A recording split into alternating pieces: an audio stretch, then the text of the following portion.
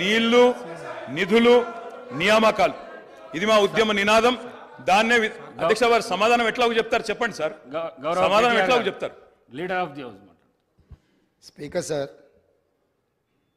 కొంతమంది ఎన్ఆర్ఐస్కి ప్రజాస్వామిక స్ఫూర్తి అర్థము అవగాహన కాదు.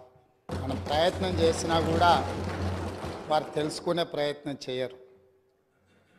ప్రజాస్వామ్యంలో 49కి 0 వాల్యూ ఉంటుంది, 51కి 100% వాల్యూ ఉంటుంది. ఎందుకంటే 51% ఓట్లు, 51% నెంబర్ ఉన్న వాళ్ళు ప్రభుత్వాన్ని ఏర్పాటు చేస్తారు. 49% ఉన్నవాళ్ళు ప్రతిపక్షంగా కూర్చొని ప్రభుత్వం తీసుకునే పరిపాలనలో నిర్ణయాలను, శాసనాలను సహేతుకంగా విశ్లేషించి సలహాలు, సూచనలు ఇస్తారు. సలహాలు, సూచనలు ఒకవేళ ప్రభుత్వము పెడచెవిన పెడితే నిరసనలు, ధర్నాలు, రాస్తారోకలు చేస్తారు. అవసరమైతే ఆమరణ నిరాహార దీక్షలు చేసిన కూడా సందర్భాలు ఉన్నాయి. ఆ స్పిరిట్ను తీసుకోవాలి తప్ప వాళ్ళు 64 ఉన్నారు, మేము 39 మంది ఉన్నాం, మేము అచ్చోసిన ఆంబోతుల్లాకున్నాం, మేము పోడియంలోకి వచ్చి కుస్తీలు కొట్లాడతాం, ఈ రకమైన భాష వారి గౌరవానికి కానీ ఈ సభను నడిపించుకోవడానికి కానీ సహకరించదు. రెండవ అంశం, పదే పదే గత పాలన గురించి, గత ప్రభుత్వాల గురించి మాట్లాడుతున్నాను. సరే, వారు ఏం మాట్లాడతారో మొత్తం విన్నాక రిప్లై చేద్దాం అనుకున్నాను. కాకపోతే నా రిప్లై కోసం వారు తహతహలాడుతున్నారు. గత పాలనలో యూత్ కాంగ్రెస్ వైస్ ప్రెసిడెంట్గా కల్వకుంట్ల చంద్రశేఖరరావుకు అవకాశం ఇచ్చిందే కాంగ్రెస్ పార్టీ. సింగిల్ విండో డైరెక్టర్గా ఎన్నికల్లో పోటీ చేయడానికి ఇస్తే కాంగ్రెస్ పార్టీ తరఫున నిలబడి ఓడిపోయిందే చంద్రశేఖరరావు. గత పాలనలో ఎంపీగా గెలిపించిందే కాంగ్రెస్ పార్టీ. గత పాలనలో షిప్పింగ్ మినిస్టర్ ఇచ్చిందే కాంగ్రెస్ పార్టీ. ఆ తర్వాత కార్మిక శాఖ మంత్రి ఇచ్చిందే కాంగ్రెస్ పార్టీ. అంతెందుకు ఇక్కడ సభ్యుడు ఉన్నాడు, వారు కూడా వారి కుటుంబ సభ్యులే. ఎమ్మెల్యే కాకుండానే మంత్రిని చేసి తర్వాత ఎమ్మెల్యేగా ఎన్నిక చేయడానికి సహకరించిందే కాంగ్రెస్ పార్టీ. ఈరోజు వాళ్ళు ఏ పేరైతే వినోద్ అనుకుంటున్నారో ఆ రాజశేఖర రెడ్డి గారే ఆ మంత్రివర్గంలోనే గత ఆర్థిక శాఖ మంత్రి, సిద్దిపేట ఎమ్మెల్యే గారు ఎమ్మెల్యే పదవి లేకుండా మంత్రిగా ప్రమాణ స్వీకారం చేసిండ్రు. రాజశేఖర రెడ్డి గారి నాయకత్వమే దేశానికి బలమైన నాయకత్వం అని అందులో పనిచేసిండ్రు. మూడవది, పోతిరెడ్డిపాడు పొక్క పెద్దది చేసినప్పుడు కీర్తిశేషులు నాయన్ నరసింహారెడ్డి గారు కడప జిల్లా ఇన్ఛార్జ్ మినిస్టర్. ఆ రోజు కొట్లాడింది పోతిరెడ్డిపాడు మీద కీర్తిశేషులు పి జనార్దన్ రెడ్డి గారు.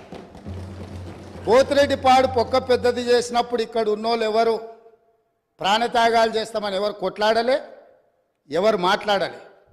సొంత పార్టీ, సొంత ప్రభుత్వం ఉన్న తెలంగాణ ప్రజల హక్కులను భంగం కలిగించొద్దు, కృష్ణానది జలాలలో మా వాటా మాకు ఉండాలి, మా వాటాను ఎవరు తీసుకెళ్ళినా మేము ఒప్పుకోమని కొట్లాడింది ఆనాటి నాయకుడు పి జనార్దన్ రెడ్డి గారు మాట్లాడిండ్రు తప్ప వీళ్ళు కాదు.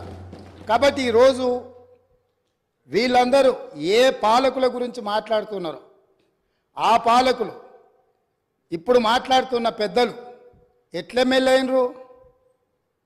వాళ్ళ తండ్రి గారి గురువైన చంద్రబాబు నాయుడు గారి పార్టీతో పొత్తు పెట్టుకుంటే ఆ పార్టీ మద్దతుతో ఆ కడువ కప్పుకొని సిరిసిల్లలో కష్టపడి పనిచేసి నిర్మించుకున్న చీమలు పెట్టిన పుట్టలో పాములు దూరినట్టు కేకే మహేందర్ రెడ్డి అక్కడ పార్టీని నిర్మించుకొని తెలంగాణ ఉద్యమంలో పాల్గొని తెలంగాణ ఉద్యమంలో ముందు భాగం నుండి నిలబడి కొట్లాడితే ఎన్ఆర్ఐ అంటే నాన్ రిలయబుల్ ఇండియన్ కింద మేనేజ్మెంట్ కోటాలో ఇక్కడికి వచ్చి టికెట్ తీసుకొని అక్కడ ఆ కేకే మహేందర్ రెడ్డి గారిని అన్యాయం చేసి ఈరోజు ఇక్కడికి వచ్చిండ్రు. కాబట్టి ఈరోజు గతం గురించి అధ్యక్ష, ఒకవేళ మా మిత్రులకు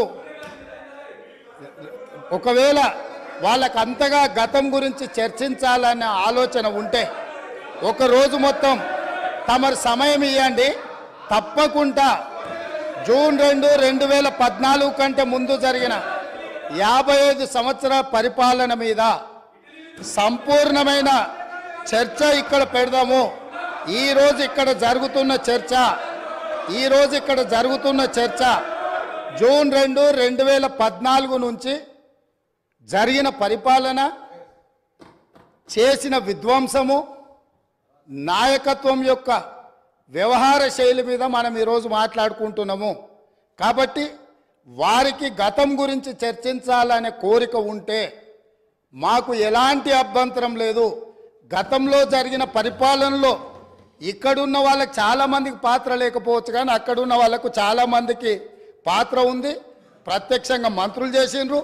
అక్కడున్న నాగేందర్ గారు, ఆ పక్కనున్న శ్రీనివాస్ యాదవ్ గారు, ఆ పక్కనున్న హరీష్ రావు గారు, అక్కడున్న కడియం శ్రీహరి గారు, ఆ పక్కనున్న పోచారం శ్రీనివాసరెడ్డి గారు, ఆ పక్కనున్న గంగుల కమలాకర్ గారు, అన్ని పేర్లు మొత్తం అన్ని లిస్టు చదువుతా. వీళ్ళందరూ కూడా ఈరోజు వారు ఏదైతే పాపాలు జరిగినాయి అంటుండ్రో ఆ పాపాలలో సంపూర్ణమైన భాగస్వామ్యం వాళ్ళదే ఉన్నది. వరంగల్ ప్రాంతంలో జరిగిన ఎన్కౌంటర్లకు ఎవరి కారణమని చర్చ ఉంది అధ్యక్ష? ఈరోజు వారే మాట్లాడుతున్నారు. ఏమని గవర్నర్ ప్రసంగంలో మొత్తం కాంగ్రెస్ పార్టీ మేనిఫెస్టోనే పొందుపరిచిండ్రని చాలా సీనియర్గా పనిచేసిండ్రు మంత్రులుగా. గవర్నర్ గారి ప్రసంగము పార్టీ యొక్క ఎన్నికల మేనిఫెస్టోను మంత్రివర్గంలో చర్చించి మా ప్రభుత్వం యొక్క భవిష్యత్ కార్యాచరణను మంత్రివర్గం ఆమోదం చేసిన తర్వాతనే గవర్నర్ గారు ప్రసంగిస్తారు. పరిపాలనలో అనుభవం ఉన్న వాళ్ళు, గతంలో ఈ రకమైన నిర్ణయాలు చేసిన వాళ్ళు కూడా ప్రజల్ని తప్పుదోవ పట్టించడానికో లేకపోతే వాళ్ళ యజమానులను సంతోషపెట్టడానికో ఎందుకు మాట్లాడుతున్నారో నాకైతే తెలియదు. నేను సభ్యుడికి సూచన చేస్తున్నా. నేను చాలా విషయాలు ప్రస్తావించిన, తప్పకుండా సావధానంగా 5 సంవత్సరాల సమయం ఉంది. సంపూర్ణంగా ఎక్స్రే తీసినట్టుగా ఎక్కడెక్కడ ఏమేమి ఉన్నాయో అన్నిటిని వివరిస్తాం. మా ఆర్థిక మంత్రి గారు, డిప్యూటీ సీఎం గారు జరిగిన విధ్వంసం ఏంది, ఆర్థిక నేరం ఏంది, అన్ని విషయాలు ఈ సభలోనే తమరి అనుమతి తీసుకొని చర్చకు పెట్టి వాటన్నిటిని విశ్లేషిద్దాం.